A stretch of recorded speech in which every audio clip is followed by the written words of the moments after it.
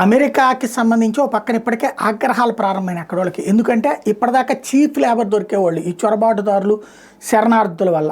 $10, $8, $7 కూడా పనిచేసేవాళ్ళు షాపుల్లోనూ, రెస్టారెంట్లో ఇట్లాగా. ఇప్పుడు ఒక్కసారిగా ఈ విద్యార్థులు చేయకపోయేటప్పటికి మన వాళ్ళకే సంబంధించినవి కాదు, అమెరికన్కి సంబంధించినటువంటి అనేక సంస్థలు కూడా తిప్పలు పడుతున్నాయి, ఇబ్బంది పడుతున్నాయి. అయ్యే కాకుండా బడా సంస్థలకు కూడా మాన్యువల్ రీసోర్సెస్ కొరత అయింది. ఈ ఆగ్రహాన్ని చల్లార్చేందుకు అమెరికన్స్నే ఎంపిక చేసుకోమని చెప్పడంతో పాటుగా అమెరికన్స్కి బోలెడు వరాలు ఇవ్వబోతున్నాడు.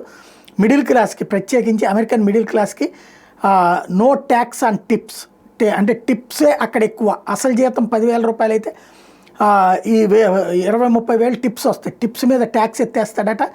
అట్లాగే సోషల్ సెక్యూరిటీ పథకాల మీద సీనియర్లకి ట్యాక్స్ ఎత్తేయడానికి రెడీ అవుతున్నాడు.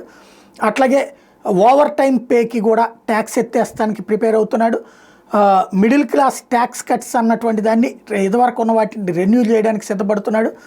అలాగే ఏదైతే eliminate all special tax breaks for billionaire sports team owners, అది ఈ స్పోర్ట్స్ టీముల యజమానులకు ఉన్నటువంటి పన్ను మినహాయింపుని ఎత్తేయబోతున్నాడు.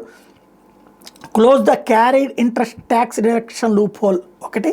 అట్లా tax cut for made in America products, ఇది అమెరికాలో తయారైనటువంటి ఉత్పత్తులకి మనం కనుక PLI ఇస్తున్నట్టుగా వాళ్ళు అమెరికా డబ్బులు వేయబోతున్నారు.